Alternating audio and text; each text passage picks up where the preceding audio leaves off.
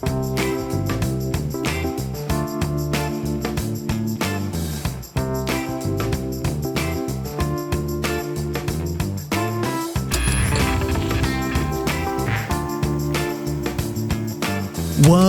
poppin', everybody? Hello and welcome to Popcorn Culture. My name is Ben Carlin and I am your host. Here with me today is my brother Jay, who will be in every episode. Oh man, but actually I'm not here, sort of, in a sense. Whoa, does that mean I have to have the entire conversation by myself? That's right, Ben. You'll have to have this week's entirely scripted conversation by yourself. I'll just be sitting here.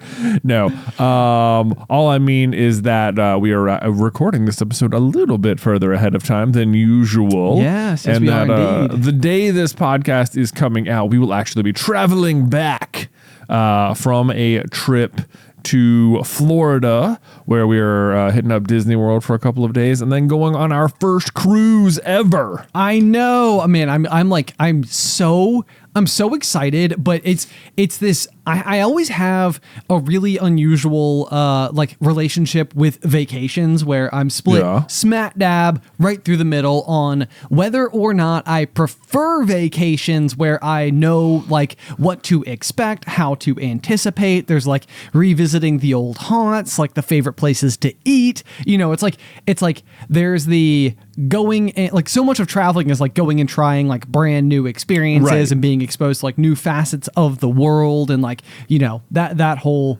side of the spectrum. Yeah. But then on the flip side of things, there's also like, you know, oh my gosh, you know, I can't wait to go back. Right. Like I know how I know so much more how to anticipate trips I've already been on. And so this is like a mixture, I think, of both, because we're doing like some Disney stuff. It's a Disney cruise in and of itself. Yes. Which is going to be pretty cool because I feel like that'll have like some layer of like familiarity. Some familiar beats. Yeah. But then otherwise, like as we have gotten closer, I feel like, you know, every time, like, you know, like Alice has been on cruises in her life before. And I feel like as we've had like, what? Big flex. Weird flex. Okay, Alice. So I feel like my new favorite thing to do is say weird flex when it's not weird at all. like we were on a call last night with one of our Google Hangouts, and Dola, who's one of our mods as well, was talking about how she was like valedictorian of her high school, and I was just like, weird flex. but of course it's not. But it's just a completely like warranted flex. Super flex. Yeah, super flex. Yeah. Totally makes sense. Yeah. Yeah. But so anyway, so going on this trip, I think it's weird for me because I don't know like what the like costume nights, if there are them, and like I how know there's like a pirate night, and Beth's brought it up. I was like, do you want to bring anything? And I'm like, I don't. You know, do I want to bring like a pirate costume on the cruise? I guess it seems like something else I got to plan for. But then like I'm sure I'll get down there and be like, I really wish we brought some pirate stuff. That's exactly it. Yeah. Like and I remember this, you know, as an adult going like. Similarly, I had this exact same thing when Alice and I went to Disney for the first time as a couple, which was the first time that I had gone to Disney since we went as kids. Yeah. You know, where I was in third grade. Yeah. So like 9 years old, I believe at that time. So I definitely didn't have like a lot of knowledge going into it about like, you know, do we get reservations? And if so, where? And like which rides are most important for like the fast passes and stuff like that. So, you know, you're like drinking from a fire hose, so to speak, where it's just like, you're just taking in all of this information and like kind of along for the ride. So as much fun as that trip was, I feel like each subsequent trip for me has been even more fun due to the added layer of anticipation. So yeah, I don't know. I'm curious for you. Are you having any amount of this, like, you know, first ever cruise? I feel like it's like I'm very much looking forward to it. I feel like it is going to be. There's like no way, or you know, maybe I shouldn't say it out loud, but I feel like it's just going to be a blast. Like we're going to be there with like it's like our whole family will be there. Yep. Or at least like, you know, me and Beth and our kids, and you and Alice and Addison, and then like Beth's parents and our parents. Yes, will be there. So lots of hands on deck. Lots of literally hands on deck this time. Because we're on a ship. Because we're on a cruise. That's right. I know we've been like watching a bunch of like the different like vlogs and stuff that for people have like been on the ship, and I feel like there is just going to be an endless number of things to do. Yeah. And like even if you're just like on the boat, it feels like it's going to be like just great. There's like pools everywhere. There's like clubhouses for the kids, and it seems like you can just sort of like drop them off and go explore some yourself. Everything, it seems like there's gonna be like food whenever you want it. You think that will be food? I think there's going to be tons of food, man. Okay. Yeah. I know that sounds like a dumb thing to say. Actually, one of the weird things I've been like sort of like looking forward to like comparing is how this lines up to our like Star Wars trip when we went to like the Halcyon. Yeah. Because I felt like the now defunct Halcyon. Halcyon, unfortunately. But I felt like when we were on there, what they had like conceptualized was like, okay. We can't obviously send people to space, but what if we did like a cruise ship theme for Star Wars, but on the ground? Yes. Like it's as if you're in space, and also then like, that we'll work some story beats into it or whatever. But like it makes me wonder, like, how much were they drawing from like the Disney cruise experience to like, were they trying to make the Halcyon feel like a Disney cruise, but like Star Warsified or something? It's a good question. Like, it almost feels like without a doubt, they must have had like the cruise teams coming and consulting on like how to do a otherwise space cruise, because for all intents and purposes, like once you entered that building, like it was kind of like entering a ship, like you're on the boat, right? Like you weren't like going and like waiting at the bus stop for the bus to come and pick you up and take you to Epcot or something. It was like when you entered, it's like this became your life for like the next 3 days, 2 nights, 3 days or whatever. Yeah. So you're going to be in it. But like, so in a weird way though, like if that's exactly what was happening, then it's sort of like I've been on like a diet cruise or something. I guess that's a good point. Yeah. And so like, I'm curious, like if we get on there and it's gonna be like, oh, I feel like I'll be able to like appreciate the stuff that we did on the Halcyon a lot more after I've been like on the road. Like, oh, I see what they were going for. Yeah. Or if people were on, they were like, oh yeah, it's kind of like being on a cruise, or maybe it's not. Maybe it's not even close. I have no idea. So I'm looking forward to even just being able to compare that. We're also going to be in the parks for at least a day. If I think we're going to do like a resort day, park day, that should be fun. And the kids are a little bit older and they've been before, so maybe they can like be excited about some stuff. Oh, because they can anticipate it because they've been there before. Oh, exactly. I see. It seems like that can make a difference. It does. At least so I hear. Yeah, absolutely. Yeah, right. Yeah. Of course. One thing I'm also starting to experience here. So if you've listened to the pop for a while, or maybe not, you will maybe remember that Beth and I started collecting like Pluto pins whenever we go to the park. Yes. Because for so long, I always like, you're going to the shops, and every single shop, they just got all these pins everywhere. And it's just like, this seems so fun. Like I want, but I never had any direction for it. And then when we were there with the kids last year, like we just sort of had like a serendipitous like Pluto central trip where like it was like the first character we met, like Nick and Nate for some reason just decided those were the stuffed animals they wanted, and we thought that was kind of fun, like, oh look, it keeps popping up. We went to go try and buy like an ornament at Disney Springs because they have like a giant ornament store. We're like, we should get a Pluto ornament because that's sort of the thing. Unbelievably, 0 Pluto ornaments. Why? I know. That seems so unlikely. It was so unlikely. We walked around the whole store and like, what a gap in the market. It honestly felt that way because he's like one of the sensational 6. Like he's one of Disney's like 6 main characters. So it's how could there not be just like a standalone Pluto ornament? And we left there feeling like, I cannot believe we just whiffed on that.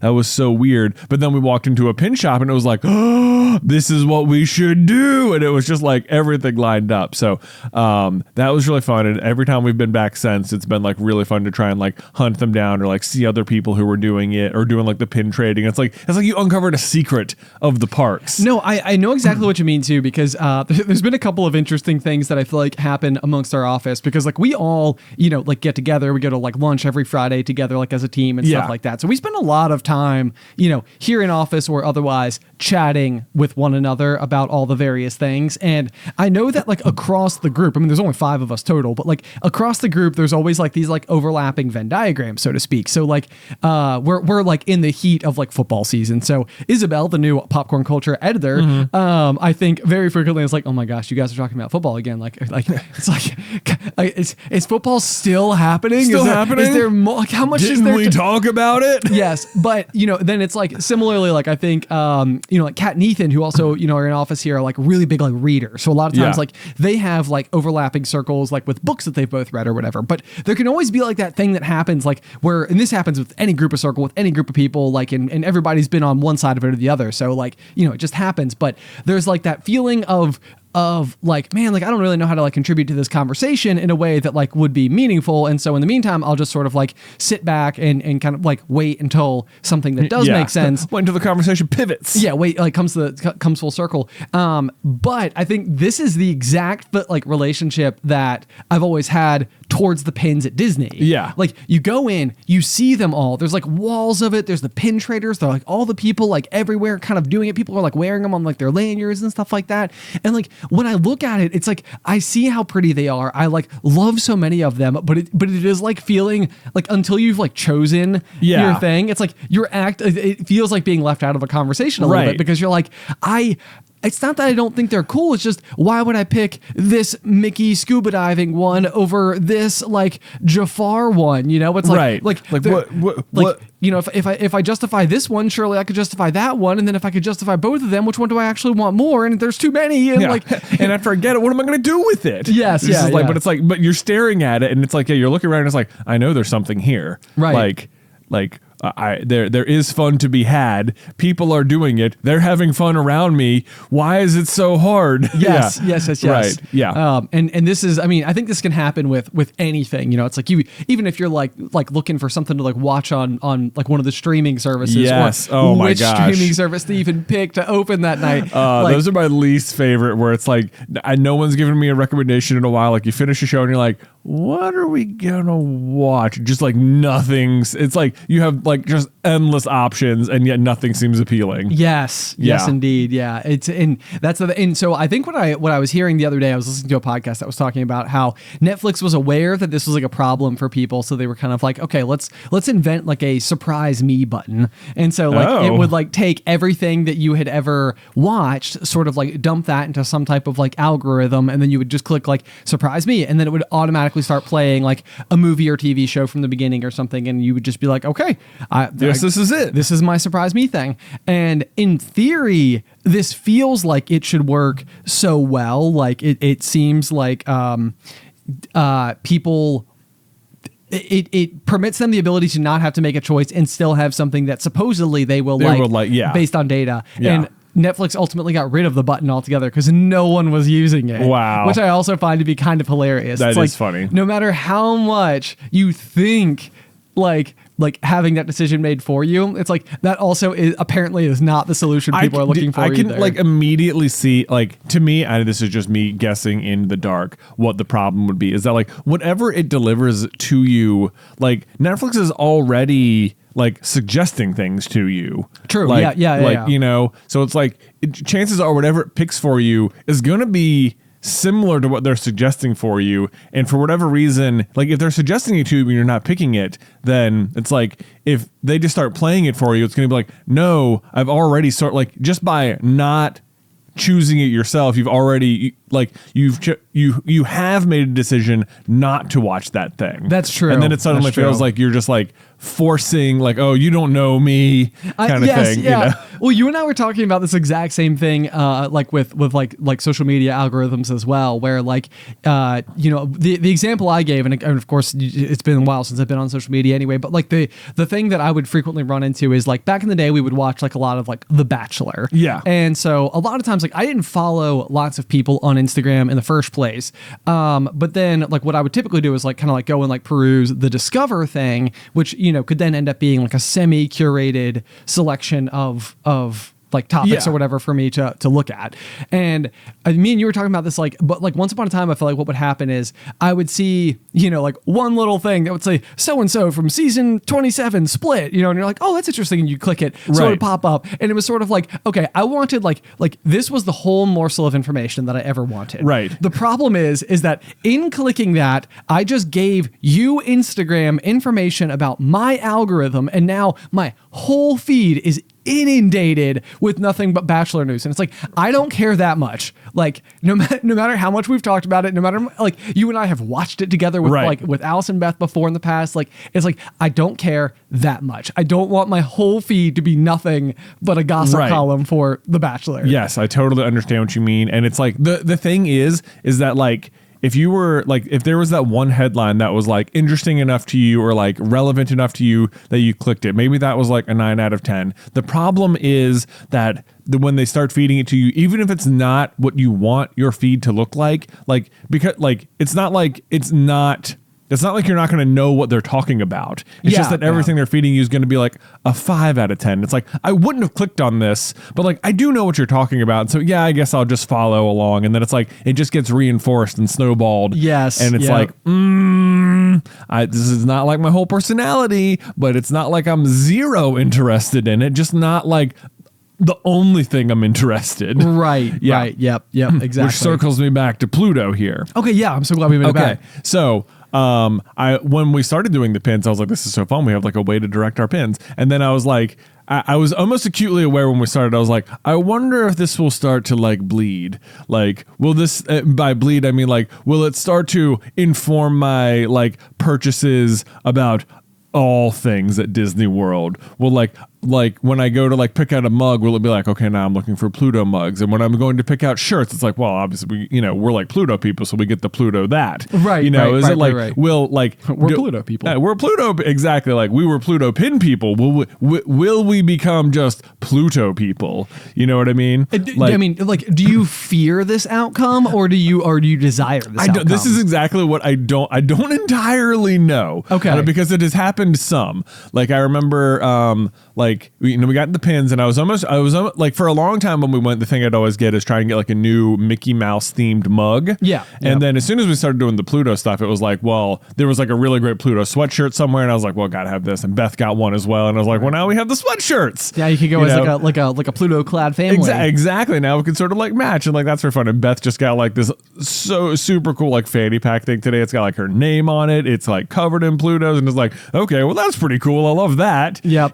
That matches. And then like, and then I feel like the other direction it could come from is like as an extension of the pins itself. It's like, I've got a bunch of lanyards, but it's like, all I'm trying to get is Pluto pins. So maybe I should just have a Pluto lanyard, and it's like, there's the, you start with the pins and then maybe that informs some other decisions, right? And then those are all still internal decisions, but eventually if you make enough internal decisions, it'll start affecting other people's decisions towards you. Yes. And turn into like the full on Snowball gift situation where it's like, okay, we just started collecting Pluto pins and now every time I get a gift from like anyone, it's always like the Pluto thing. And it's like, nothing against Pluto or anything. Great character, obviously love him.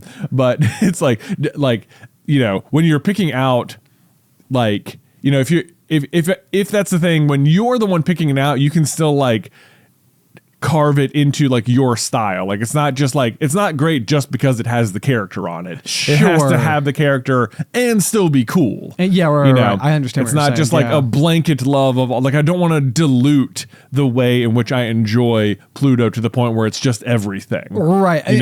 That's what I'm afraid of happening because I so enjoy doing the pins, but I'm afraid it's going to become everything. And then it's going to be like so diluted that it's just like, now we just have like a ton of Pluto stuff and none of it feels as special or something. Right. I can follow exactly where you're coming from. And I know that this happened to you once upon a time with Angry Birds. Yes. Yeah.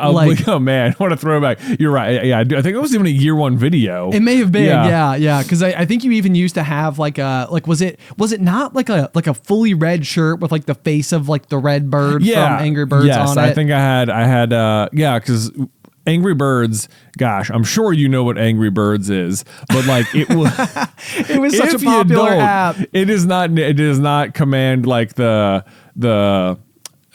doesn't have such a commanding presence the way it used to. Yes. It was like we talked about mobile games last week. It was like the first big mobile game, ever. And I wouldn't even say it was like a flash in the pan. Like it wasn't like it was just here for a little bit and then it was gone. Like it was here long enough that it feel like it has its own like marker, in circa 2000. I'm just guessing here, like 2011 to 2013, 14. Like that sounds about right. Yeah, like I remember playing it on my iPod Touch. Yeah, nice. Back in the day. Yeah. Yeah, but there wasn't like a ton of like mobile gaming happening back then because like microtransactions hadn't become like a common thing. Like I think you could, this would have been in the days where it's like, yeah, pay 99 cents for the app, and that unlocked everything in the app for the rest of time. Yes. And it was like, oh, okay. And even doing that, it was like, wow, you paid 99 cents. Okay, weirdo. It was like, yeah. So I know. I don't know. I just went for it. That it would have felt like almost embarrassing at the time to have spent money on a mobile game. But, yes. Yeah. I remember like I did really like Angry Birds, and I made it a goal to like try and 3-star all the levels, and it was a lot of fun. And like I remember thinking like it'd be so great if there was like merch for this or whatever. Like you could buy just like it seemed like really obvious stuff. Like whether it was just a shirt or like a stuffed animal or something. Like it'd be fun to have because it's like quirky and sort of like, oh yeah, it's this like little game that if you play the app, if you know about, and then it seemed like it went from being this like quirky, like best known, it almost felt like podcasts where like for a while it was like if you listen to podcasts it was like you do what now, I've heard of that, what is that, tell me what a podcast is, explain more more. Now you almost know someone who hosts a podcast. Exactly. And like at some point it went over, and now it's just like podcasts everywhere, everyone knows what it is. And I feel like that's what happened to Angry Birds. Like for a while it was like, oh yeah, like you maybe you'd heard of it, but then all of a sudden it was like now it's at full force. Yes. And so they didn't have like merch like forever, and then suddenly it was like every child in America had an Angry Birds shirt. Well, and so I remember this, and this is like always one of those things where like I look back on it like almost slightly embarrassed. But for one, I feel like for a birthday sometime around either when you were in college, maybe I was still in college, you had an Angry Birds birthday cake. It was our friend John's, I think, girlfriend at the time, but now wife, had just like made it. Oh, okay. Yeah. Maybe that's what it was. I didn't request it. It was just like a surprise because they knew I liked playing the game. See, it was like, yeah. But then, so the other one, and this is like why roughly I know the time frame, is that I went to Australia for my study abroad my junior year of college for like a Maymester type thing.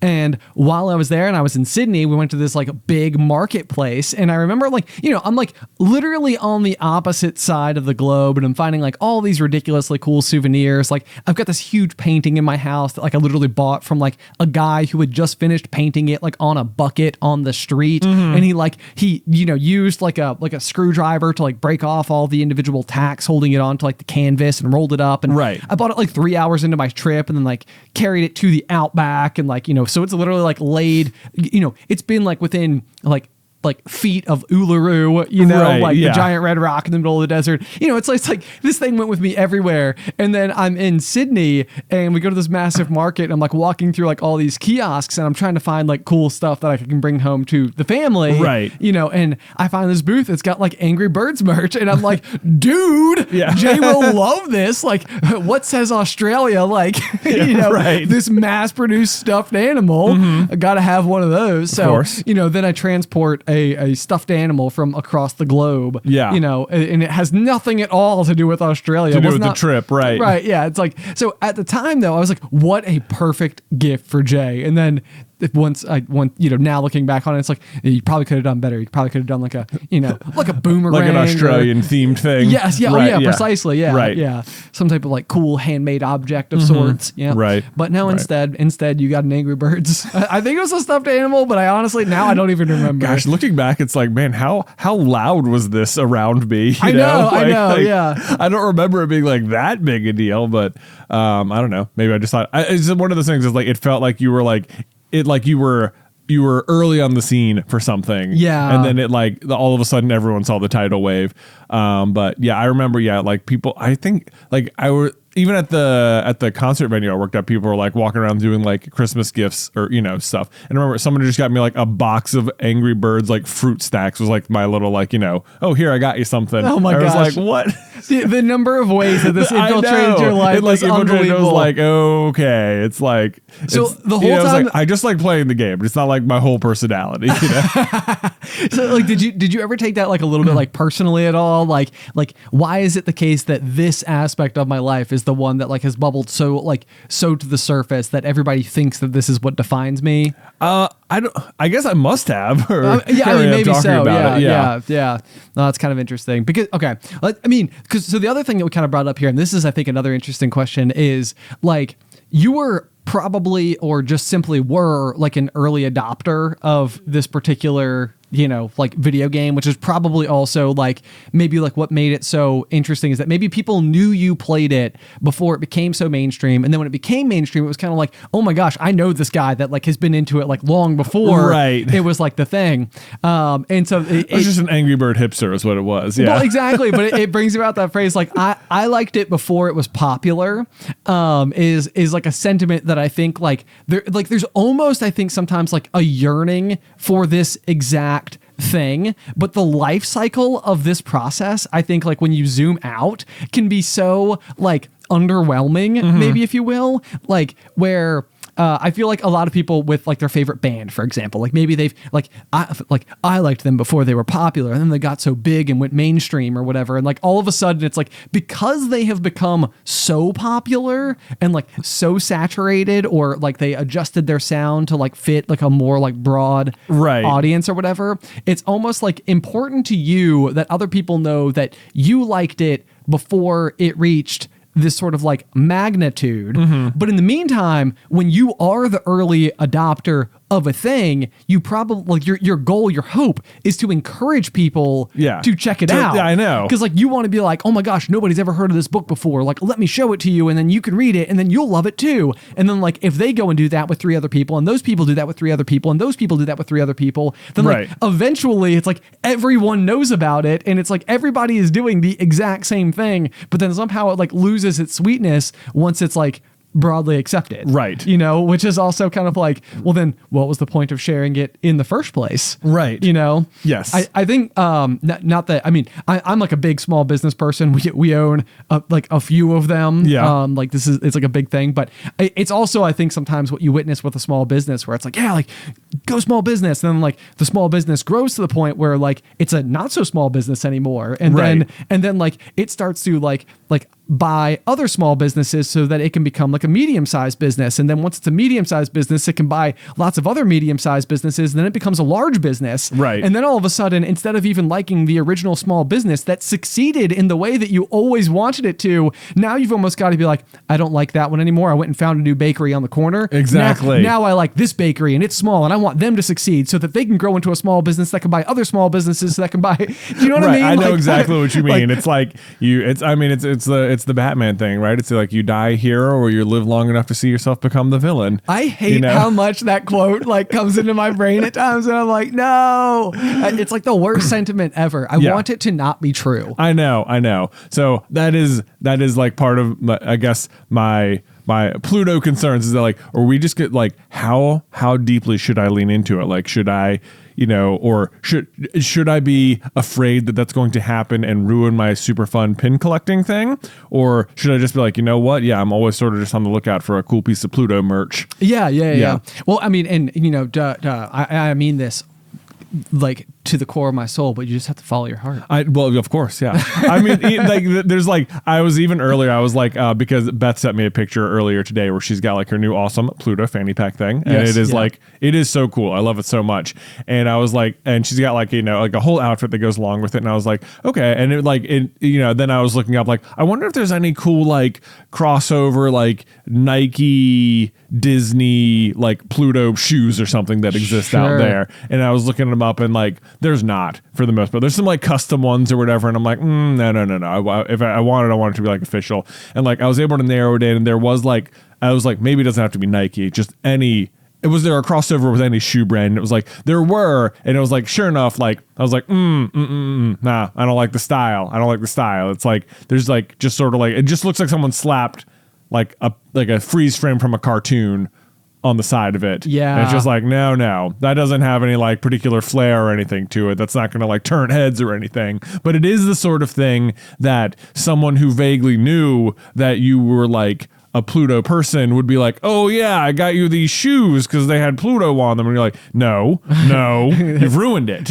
No. Now I have a Pluto thing I don't like. Exactly. I wonder if that's the problem, is that it's like every single thing you go into, every like time you find like a cool new like, you know, Pluto pin or whatever that does resonate. Exactly. It's a positive point in the bucket. And like so far, every single time you guys have done this, it's always been a positive experience, because you have your own mental filter, which is like, this one's the right one, this one's not the right one, this one feels good, this one doesn't feel good, like blah blah blah. Yeah. And I wonder if like the opposite effect can happen, where it's like, well, if somebody has now introduced a negative Pluto point into your brain, then it's like, how far in the other direction can it go if that right. stack starts to pile up, and you're like, okay, I have lots of Pluto stuff that I like, but then I also have like a small handful of Pluto stuff that I really don't like. Right. And now it's like, yeah, like I wonder if that's where the slippery slope starts to like the small one can almost like feed off of the big one, because it's sort of like it's like oh no, now I have self-doubt injected into the equation. Oh yeah, you don't want that. It's like, I don't want this to go away. And it's like, the great thing about the pins is that like there's so many out there that it's like, if you find, as long as I don't already have it, I want it. Right. You Yes. know? Yeah, It's like, just keep going. It's just like, it's fun to find new ones,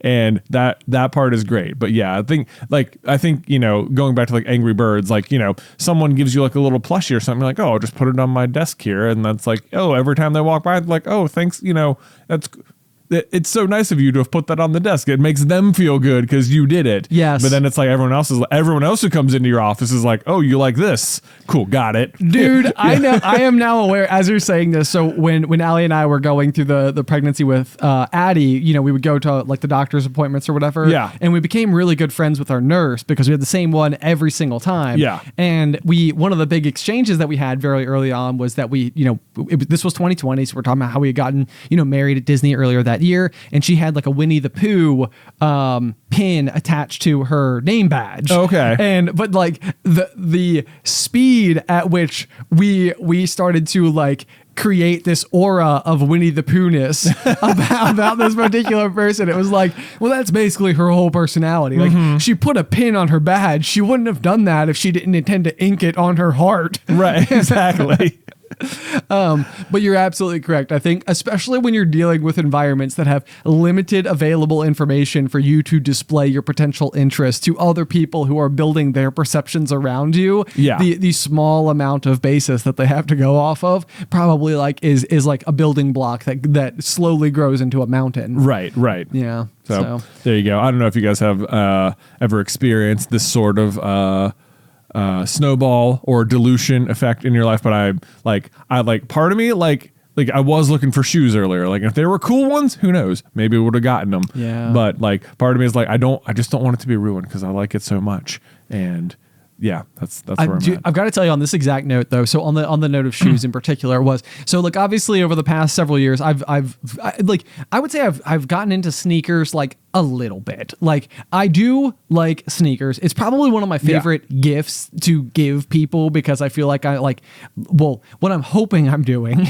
is being able to like, you know, pull some essence of what I know about each individual person, and then hopefully like find the pair that then like reflects their personality back at them. Right. Like that's like usually like what the goal in mind is. And a couple of years ago, I was looking to see if I could purchase you a pair of sneakers, and I ended up getting you a different pair entirely. But in my quest, I was attempting to see whether or not there was like I usually wear like Nike Air Jordan 1s. Like that's like my favorite style and shape of shoe. I think they're really cool. And so I was like poking around. I was trying to see if there was like ever like a Pokemon collab, because nice. Throughout the course of like, you know, of history in sneaker collaborations, there's just so many different ones where inevitably they've slapped a logo or a character or a concept onto the canvas that is otherwise the sneaker. Yeah. And so what I found, and it was so simultaneously impressive and infuriating. Yeah. But I couldn't find any Pokemon collabs like that. I think just largely didn't exist, or if they did, there was like one Pikachu one ever, and they were like super expensive. Of course, it's Pikachu, and like hyper exclusive and stuff. But so I find this company that does they custom paint like what is otherwise originally just a completely white pair of Air Jordan 1s, which are not like scarce necessarily. Like you could like get those. You could go on a website and like buy them like from Nike and just have a completely like white pair. So that's what this company did, and then they would actually go through and like paint or somehow like transfer the color onto the sneaker. Right. And the examples that they were giving for the Pokemon, I was like, these are such perfect representations of each of the Pokemon that they represent. Right. I was like, these are beautiful. Like Nike themselves could not have done a better job of creating something that was like the Bulbasaur sneaker without being like overt. Yeah. And I'm like, I am so impressed with everything they've come up with. And so I ended up going way too far into this process and send money to people who absolutely stole it from me. Oh no! Yeah, so I'm like sending deposits and like doing this whole thing and like, I'm exchanging back and forth. The whole thing is a scam. Gosh, what? How'd you find out it was a scam? Well, obviously you never got the shoes. Never got the shoes. I didn't pay the full price that would have been involved, but I think it was I sent money 2 times with to get further in the process, and then the third time they asked for more money, I was like, wait a minute. Oh no, I see what I've done. But the thing that killed me is I was like, y'all, so frustrated that you're running a scam, and you totally got me. Right. But like in if the you were meantime, just doing the thing, you'd be successful. yes, it's like I would have paid good money for those. Like the thing you came up with, the image, the way that you illustrated Bulbasaur onto this pair of sneakers is so exactly correct. Like you came up with such a, I'm so impressed with your talent and so mad that it's not real. Right. Exactly. Like why are you clearly are talented if you just put this much effort into doing a real thing. Yes. Instead of scamming people. And maybe the reality of it is that actually executing so of course I think the soles, let's just say they were purple or something like that to represent Bulbasaur's little flower thing on his back. Yeah. Maybe it's the type of thing where when they go through and they're photoshopping the sneaker to show you what your version of them might look like. It's it looks really good in Photoshop. There's no way to actually do it without creating an actual purple or pink colored sole. Yeah. So it's easy to paint bucket something. It's easy to paint bucket it, yeah. But what would it look like in real life? What does it look like in execution? It's that end product might have been terrible. But anyway, I got pretty got. Oh man, that's a bummer. I know. Sorry to hear that. That's okay. But if anybody in the sneaker world is looking for free ideas, there you go. Let me know. Yeah. Just there give away. You go. Nike. If you don't know if you've heard of this company called Pokemon. Yeah, right. Just you guys talk with each other, and we'll see what happens. Go from there. Yeah. Mm-hmm. Anyway, transition.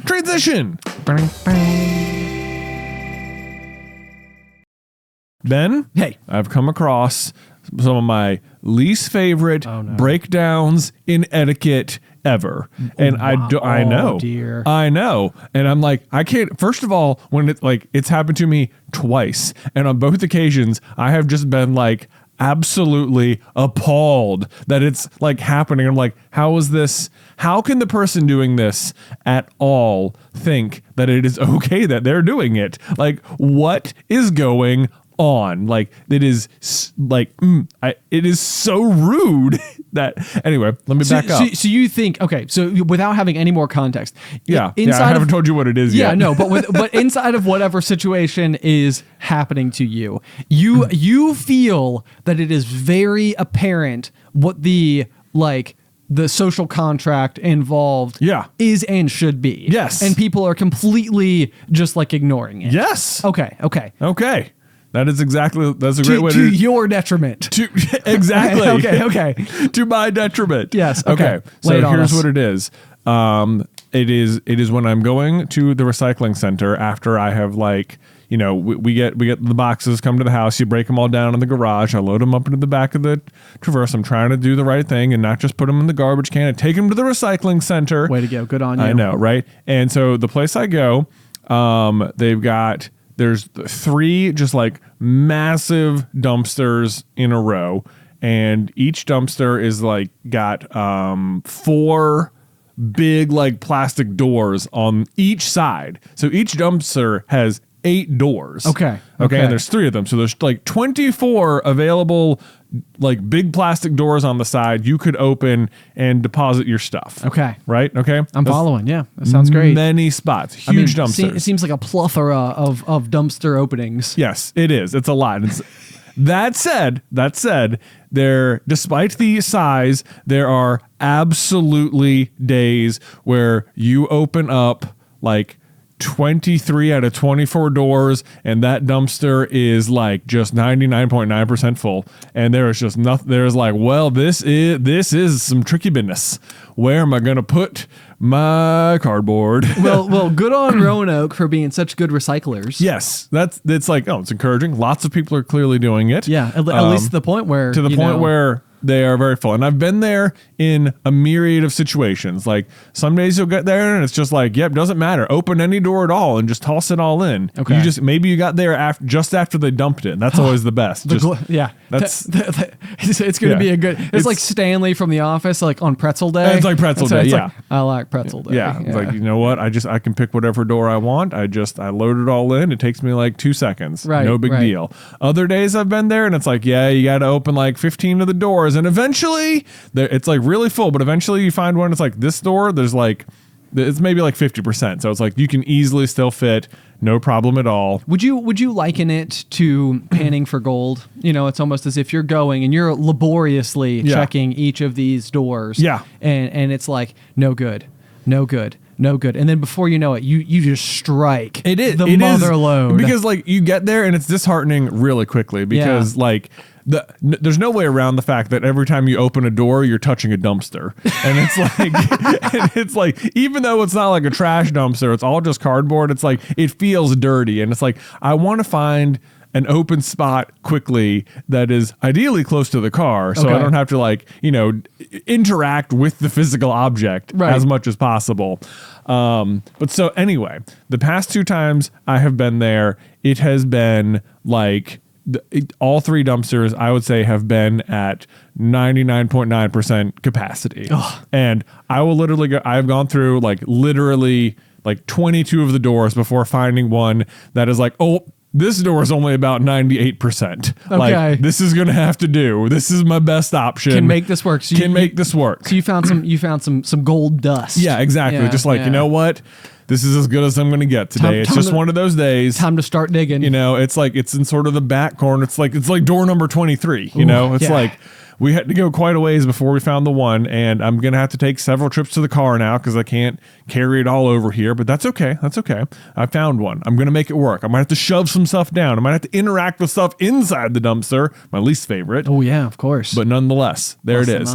I got it. So I'm in there and I'm making it work. I'm, maybe made 2 trips in there. And since I've been shoving my stuff in there, someone else will have like driven up and they're ready to unload their cardboard as well. Oh dear. And I'm like, you know what? It's going to be interesting to see how their journey goes. Where are they going to land? Certainly not in my. Yeah, I think you can see where this is going. Yeah, not my hole. Yeah. Guess what? Guess exactly what happens is like I finish shoving my stuff in there. I walk back to my car to go grab my next load, and I turn around and whoever has pulled up has been like, they've just decided that I've done the work for them. Clearly this person settled on that one because the rest were full, so I'll just go there too. And it's like, I can look in their car, they've got a ton of cardboard, and it's like, they can look at my car, they can still see I've got more, and it's like, dude, you cannot just steal my spot like that. Like you cannot do that. You cannot cut in line. You have to wait for me to finish unloading before you can start putting stuff in that hole. That's my hole, man. It is so like it has happened the past 2 times I've been there. Someone has like interrupted my cardboard stream and started using the hole I found, and I was like, I'm like, what is happening? This is like gold mining. I know. Like, are you kidding me right now, bro? Anywhere else. Like, yeah, like, dude, that I found that spot. Okay, I worked for that. I touched 22 other doors. Like, you can't come in here and just you're gonna make me go search for like the other minuscule available space here. I don't think so. And I'm like, should I yell at them? Should I assault them? No, probably not. But God, am I angry right now? Oh my gosh. Yeah. It feels like they've earned it. Jay went red. It's just like, dude, because I'm like almost done. It's like, oh, it's making me so mad. Yikes. Yeah. Anyway, Mega yikes. This is like, and it's such a breakdown. It feels so obvious that you can't take.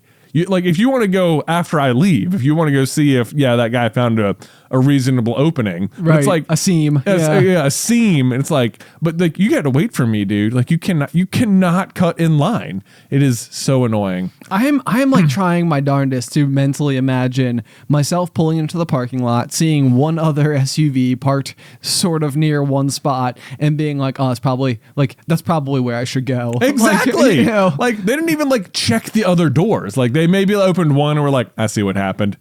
All right, just good. That's clearly where to go. Right. Yeah. Like this is the only available space left. Yeah. Oh man, this is interesting. So annoying. Now, on a scale of 1 to 10, how much time do you feel that you've spent inside of dumpsters? Just like almost none. None. I don't have to go inside the dumpster. Oh goodness gracious, man. I mean, there's I guess a like when we here at the office, if we have trash, like there's like a public. Not public, I guess you need like a key fob to get in. Right. Yeah. Well, you have to like. There's like a compressor type. Yeah, thing. there's like a compressor thing, and sometimes I'll have to go in there and throw in the trash. Yeah. And that just smells like melted batteries. It really does. It is such a bad smell. It is like a horrifying scent. But to have been inside of a dumpster, I would say just almost zero. None. Yeah. No. Man. Have you spent some time in dumpsters? I have spent a lot of time in dumpsters. Oh yeah. To what end? Just I think that like the many careers / aquarium life of one Ben Carlin, the frequency at which I needed to be inside of a dumpster to accomplish one mission or another is numerous. What? Yeah. Why? Yeah. Well, for one, when I worked at Petland, trash duty fell squarely on the shoulders of the aquarium group. Oh, I see. Yeah. So oftentimes what would happen is they would go through and they would change all of the bedding out on like all of the various like, rabbits and gerbils and, like whatever else used, like birds and stuff like that. Yeah. So they would go through and they have these gigantic trash bags that they would like leave in the back that are just stuffed to breaking point. I mean, they weighed like, I don't know. I mean, it was like moving a body. I mean, why is this on you then? If they're the ones, if they're the ones generating the garbage, it never occurred to me to ask the question why it was my responsibility, but it was. Yeah, and so I did it. But the number of times, like, I mean, it is to look back on it and have no idea, like, what. I mean, it's like I would like to go back to 16-year-old Ben and just give him a hug, because there were certainly instances, where you're back there and the single dumpster that the Petland had available to deposit all of this stuff into. Similarly, I would have to go through and break down every single cardboard box that would come into the building. Yeah. So frequently, I would have a flat stack of boxes taller than me, that I needed to dispose of. But then I would go, and on top of that, I'm like, I have these gigantic 55-gallon trash bags full of bedding and rat and mouse droppings and stuff like that I'm trying to fecal matter heave over the rusty edge of this dumpster and God. It's like tears a hole and just horrible stuff raining down on top of you. But so a lot of times in order to get the dumpster to close, you had to then get everything up on top and then go jump on top of you'd climb up the dumpster then be jumping on it to try to squeeze it down and into the crevasses so that you could get the dumpster shut. And so I spent a lot of time doing this, and then as I got a little bit older, I remember I would just be on job sites and being like the low man on the site. It was also your job at the end of the day to go and dispose of all the stuff. Yeah. So the memory in particular that I recall was I was installing a giant jellyfish aquarium, or helping to install a giant jellyfish aquarium in Lexington, Kentucky, at a restaurant that is now out of business, but it was called Coba Casina, and it was just the most unusual place you ever saw. But gigantic jellyfish tank right in the middle of the space. Okay. And at the end of the day, they had this huge like tractor trailer sized dumpster, but I don't know if like people were using like scissor lifts to go up and down to like throw stuff away into it, but it didn't have like side panels or anything. Right. So at the end of the day, I've got like all this aquarium gook inside of our shop vac that like, you know, basically the guy I'm working for is like, you need to go and empty that into the trash can. But the trash can is like 8 feet tall. There's no way I can lift this super heavy thing over my head to dump it in there. So I'm like, you know, kind of like rigging up, like using like spare bits of cord and like wrapping it around my like my back, kind of like Link climbing like a mountain or something like that with the shield back there, except instead of a shield, it's actually a shop vac. It's a shop vac full of gunk. You get up to the top and you sort of you try to go and like flop yourself in. And it's just like, well, here goes nothing. Oh man. You go and like just dive in there.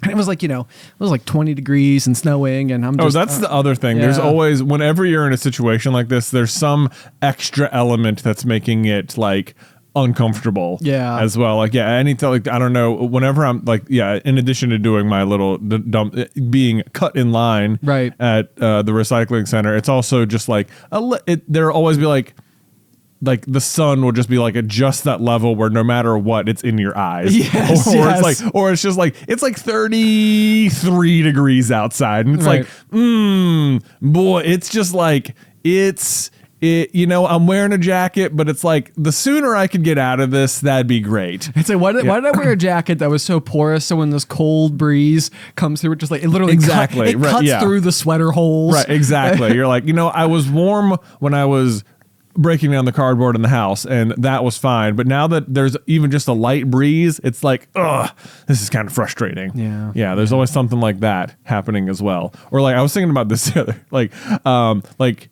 I remember at the concert venue, it had its own trash compactor thing. Oh, but you never got in it? Oh no, certainly not. I didn't have to do that. That was like that was for like the ops guys to do. Okay. But I remember certainly we got tons of shipments and stuff, and they would be, you know, there'd be just mountains of cardboard, and it would be like, yeah, just got to break it down. And like in my brain, there's something like nice about like a somewhat monotonous task like that. It was just sort of like, yep. It's like, what'd you do today? It's like, I don't know, just broke down boxes. It's like.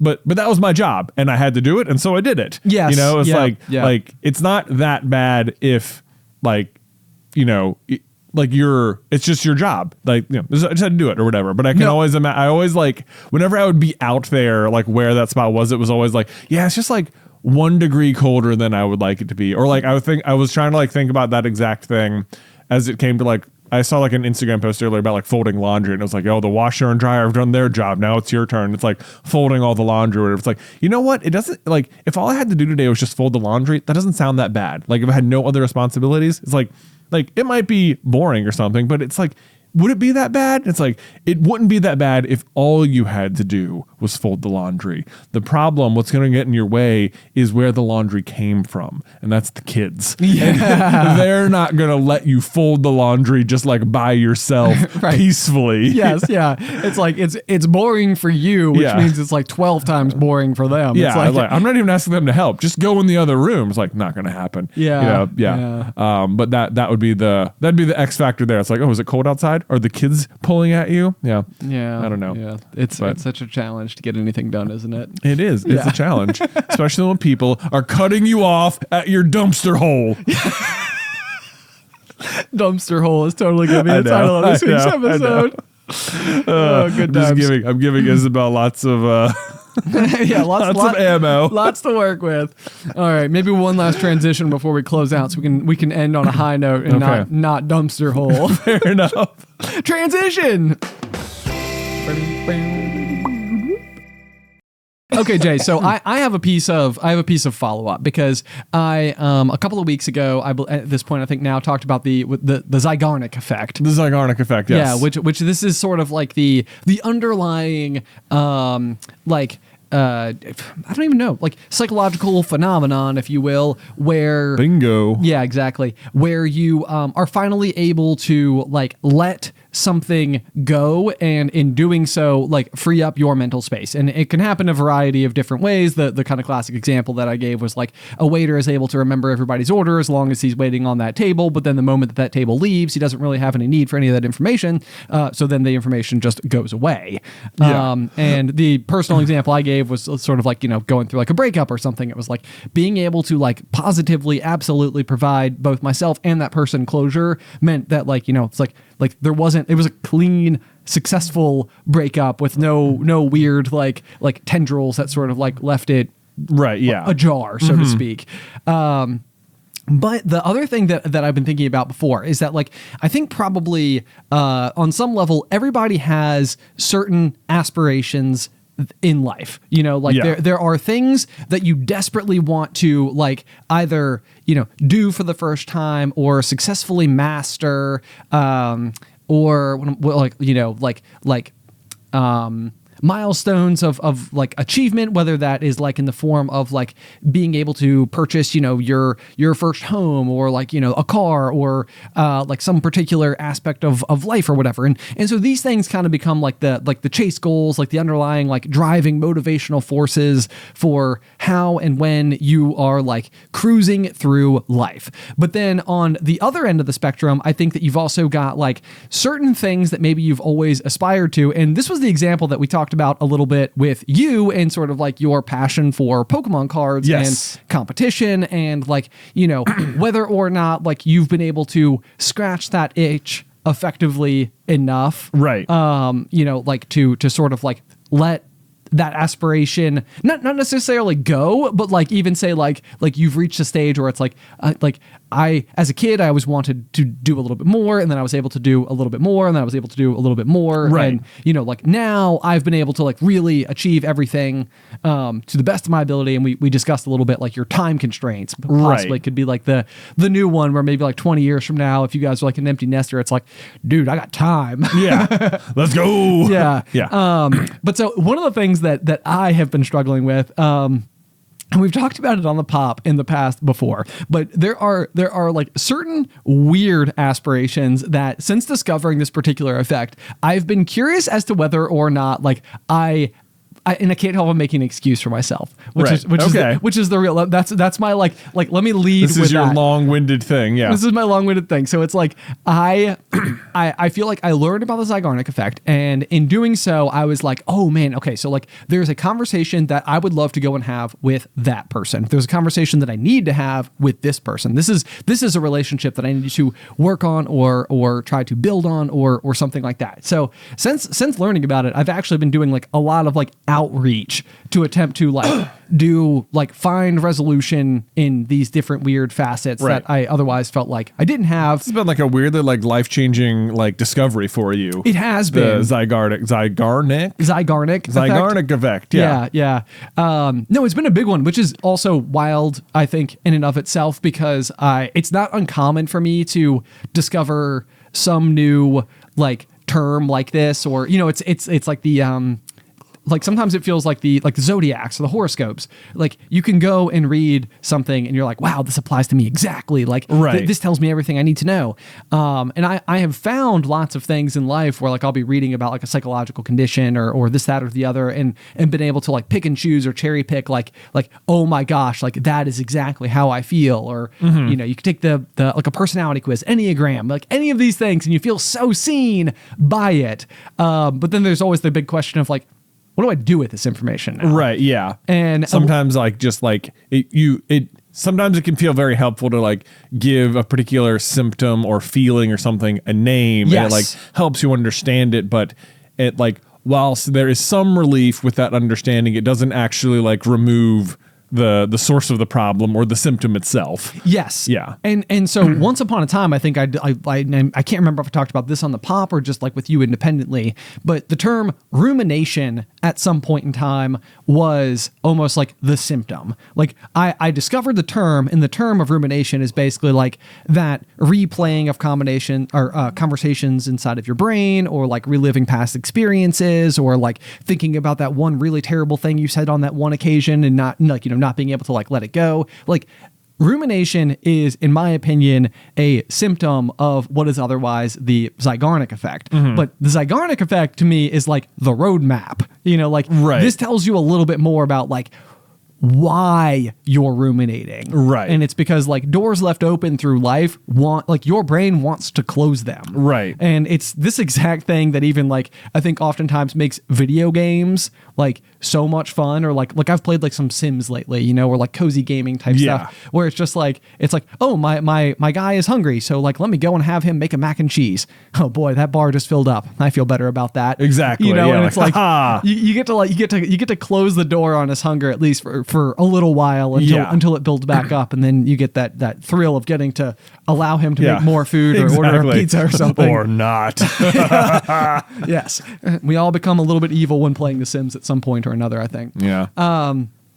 But so one of the things that I think bubbled to the surface more quickly than I would care to honestly admit, when I was first delving into this concept and applying it sort of like to a lot of the circumstances that live inside of my brain, and it's something I've talked about on the pod before, but it's subwoofers. Okay. It feels like so much of everything I'm saying is genuinely and honestly deeply important to me, and I know that it is significant, and I know that it is like an aspect of like how I manage my relationships with different people in my life. Yeah. And then there's subwoofers. Right. But subwoofers are my Pokemon cards in a way, where when I was in high school, it was something where I remember the very first day that I went over to my friend Chris's house, and he had this green Jeep. Yeah. And in the back of the Jeep, he had figured out how to wire up a pair of subwoofers that I think maybe he got from like his brother or something like that. And I get in and I'm like, this is the greatest thing I have ever experienced. Like, I loved it so much, and I don't know why. Like, I'm fully aware of like the like person who pulls up next to you in the street and is just absolutely like about to vibrate their license plate clean off because they're rocking so hard in there. Like, it's like, I agree with you, that can come across as obnoxious 100%, and for some reason I still enjoy it. Like, it's like I can't not. I just have to recognize that. You're like you who was so worried about bothering anyone in any way at any time ever, like somehow has this like glaring like blind spot when it comes to being an extremely loud car sitting in traffic. Yes. And it's like this is the one occasion where, because I enjoy it so much, it just outweighs literally everything else to do with the associated perceptions or otherwise impact on anyone. And so it's like nothing I can do about it. But so the end result was, as a kid, is that like I immediately went and started selling everything I owned so that I could go to Best Buy and buy the cheapest subwoofer that I could buy. Which I think at the time was like, like let's say the box, the subwoofer itself, and the amplifier was like maybe $150 or something.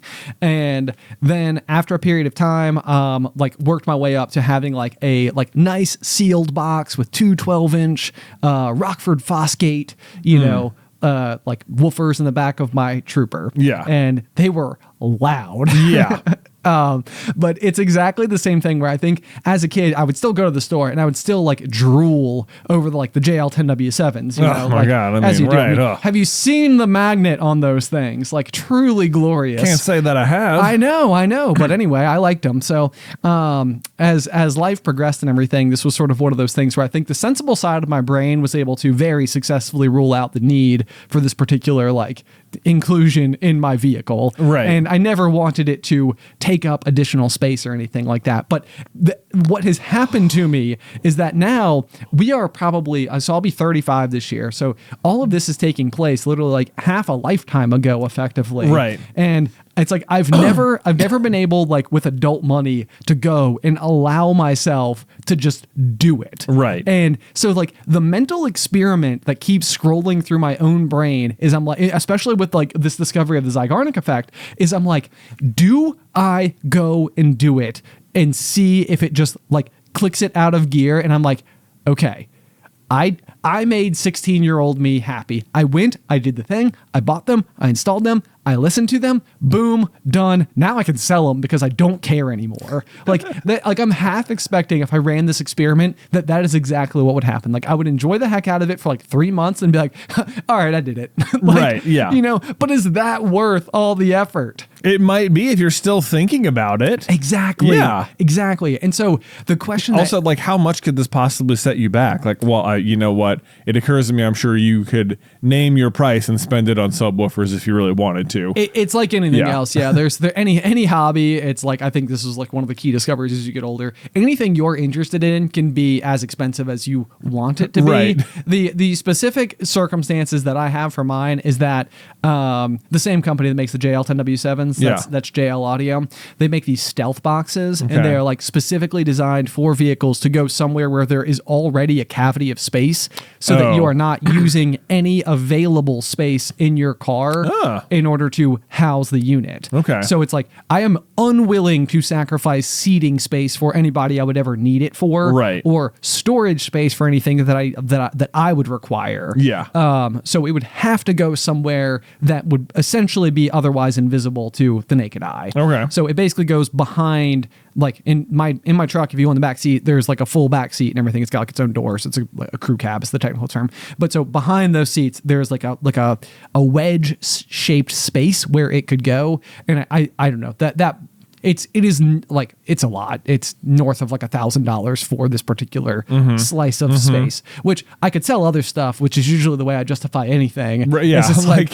even as you're saying that, I'm like, you know what? You could sell other stuff. Yes. Yeah. I mean, it's not a otherwise wildly unattainable thing for something that has bothered me for so long, but it's also so like, I know I can mentally like reason myself out of it with no trouble whatsoever. Yeah. It's just, it won't leave me alone. Right. It's like, and that is the thing in my mind where I'm like, how many people, because, and like, I understand like anybody listening right now, might just be like, Ben, this is the most ridiculous thing ever. Why do you like subwoofers? Or they might be thinking, Ben, this is the most ridiculous thing ever. Just go do it. Right. Like we are tired of hearing you talk about it. Yeah. Well, so here's a great question then. Like, how are you feeling about your tattoo now? Ooh, that's a good question. That's a good question. The rule I made for myself was that I had to wait a year after getting it, just because it was purely because when I left, I was like, I want more. Right. Okay. Yeah. And it was one of those things where I was like, I need to pace myself because more than anything, this is the actual explanation for the tattoo, would be that I think at various stages of my life, I would have gotten different tattoos for different reasons based on like where my headspace had been at individual spaces.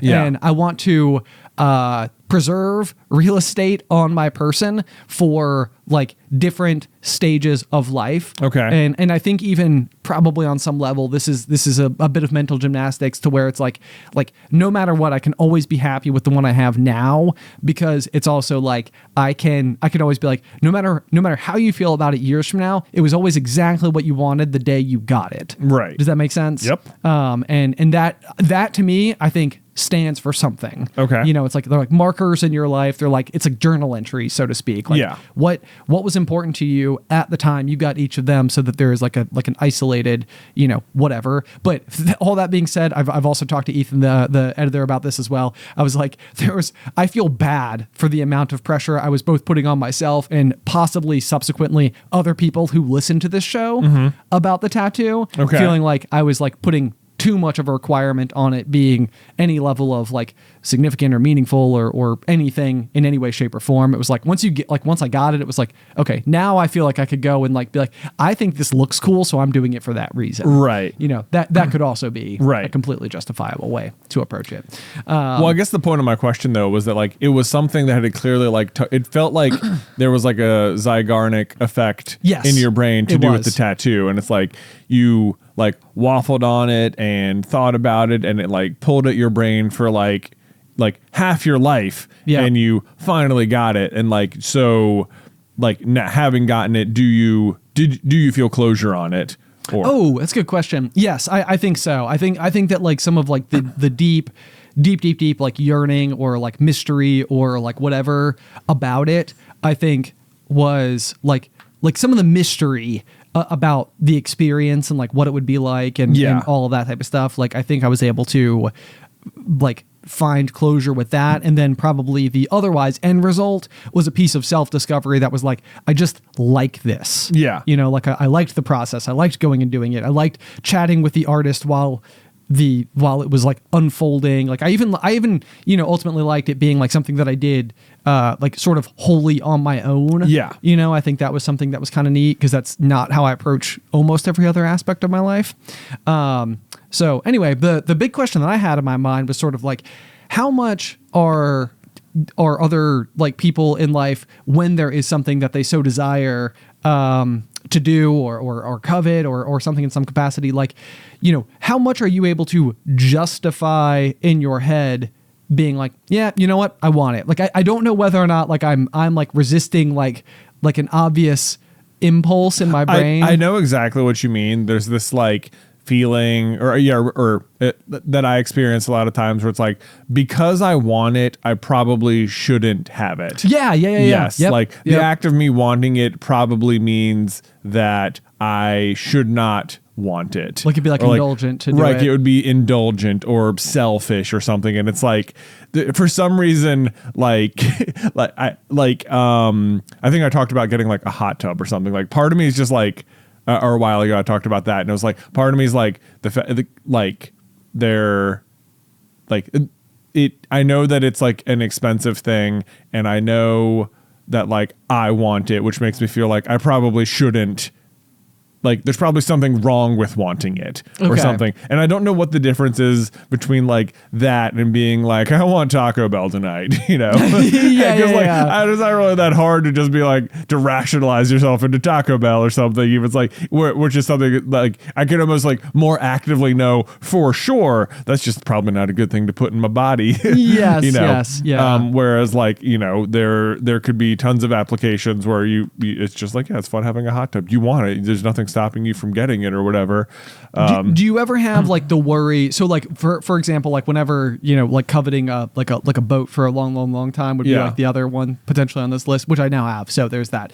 But like the thing that people would always say to me about the boat was boat stands for break out another 1,000, which basically just means like you're always going to be spending this money repairing it. And then the other phrase that people love to say is that like the two best days of your life are the day that you buy your boat and the day that you sell your boat. It's like do you have any of so like what I feel like people are essentially saying to me, and like, you know, my interpretation of it is like, you think you want this thing, but once you have it, you're not going to enjoy it the way that you think you're going to. Right. Like it's not going to give you the kind of like joy or completeness or happiness or fulfillment or whatever that you think it might. Like, do you have any worry about that attached to something like this where you're like, man, I really like to do this thing and I think it'd be a lot of fun, but like, what if we got it and like never use it? Nope, not concerned about that. I'm concerned it makes me a bad person for wanting it. Oh no, it definitely doesn't. Yeah. If there's anything like, you sound like me right now. No, I know. Yeah,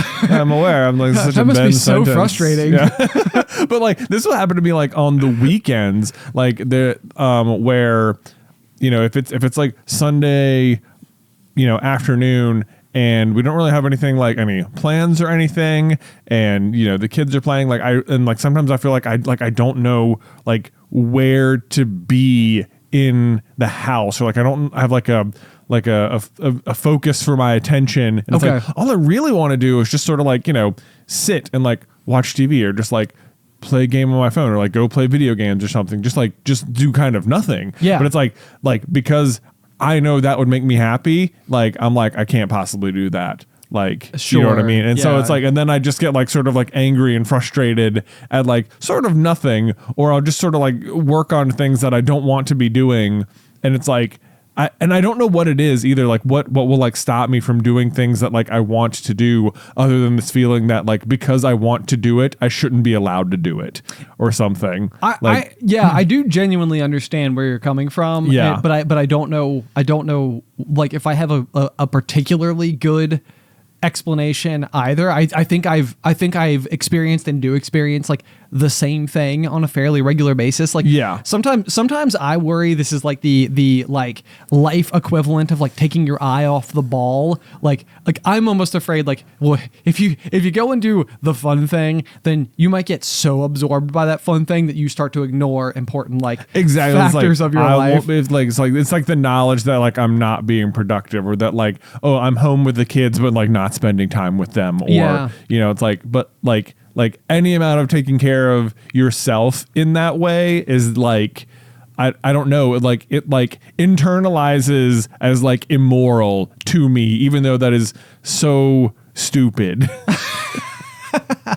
No, I think you're right. I think you're absolutely right. Like this is one of those things where probably the honest and genuine answer is that like your ability to accommodate things that you desire for yourself, and I should probably be speaking to myself here, is going to make you overall happier, which is going to overall make you like a better contributor to like, you know, your friends, family, coworkers, you know, yourself. Like, you know, it's like being able to do the things that bring you happiness and joy. Like that's how you like refill your cup, and then you can go from there and use that to like be a better person to all the other people around you. Right. So go get some subwoofers, Ben. Okay. All right. I'm gonna have to report back now and like let everybody know what ends up happening, you know, in this particular column, because probably the other huge fascination for me is mostly it's like this is an interesting experiment that I have. Like it's like it would be fun to run. Like I want to see what happens. Oh, like will I like will it scratch the itch? Will it scratch the itch, or is there a scenario where you come out the other side and you're like, dude, guess what? I am so pumped right now. I don't care about subwoofers anymore. Like for the first time in 17 years, I don't care at all. Like, I'm free. But like, it almost seems like there's like almost no downside then, because either you'll have the relief of being over it, or you won't be over it, and that's because you enjoy it, and great news, you get to just keep enjoying it. I know, and maybe a part of the underlying aspect is that like maybe this is even like the rationale that my brain is like requiring me to have is like, before you go and do this thing, because it's like I said before, it's like it's not like I'm unaware of the fact that this is something you could potentially be like judged for or negatively impacting people on. It's almost like my brain is like, okay, you need to make sure everyone knows beforehand that you are aware of the associated optics of this situation before you go and do it. That way it's sort of like, people are like, man, that Ben guy, he just pulled in and he's like really blasting some music, but like everybody else in the parking lot who's like watching me pull up would be like talking to each other like, yeah, but he actually knows. He knows exactly how it looks. He's running an entire psychological experiment right now to figure out how he feels about it. So everyone listens to this podcast and is totally in on it. Yeah, 100%. Yeah. It's like, no. It's like you think he's just being like that guy, but he's actually not being that guy. He's thinking a lot of stuff through. This is science. This is my hope. Right. Yeah. He says desperately. Anyway, but yeah, so there you go. Hot tubs and subwoofers and dumpster holes. Dumpster holes, exactly. People are like, wow, this podcast is really taking a turn. I know. This is definitely the best podcast in Roanoke, which the voting for, I think, is open right now. I'm not sure how long it's open. I know, yeah. I guess. As we're recording it, I'm pretty sure it's open. Yeah. On the Roanoker? On the Roanoker. As ever, if you guys have listened in the past, the Roanoker magazine goes through and delivers a best of column for a variety of different categories. One of those happens to be podcast and local social media presence. We can put a link to it in the description down below if you'd like to go and drop us a vote. We would very much appreciate it. Well, so here's the thing though. Now we have 2 podcasts, but so it would be tremendous if we were the top 2 podcasts in Roanoke. If Popcorn Culture and Through the Gryffindor were the top 2 podcasts. That would be pretty cool. That'd be pretty cool. That'd be pretty cool, yeah. So links to any of that in the description down below. Thank you in advance for any support you're willing to send our way. But otherwise, I think we've reached a fantastic stopping point for this week's episode, where Jay and I are off to go buy subwoofers and hot tubs. Exactly. As ever, if you have any feedback about the show that you'd like to send in, I always appreciate it. And I do read every single email. You can send those to popcornculturepod@gmail.com. Otherwise, if you'd like to support the show, you can do so at patreon.com/popcornculture. Until next time, pop.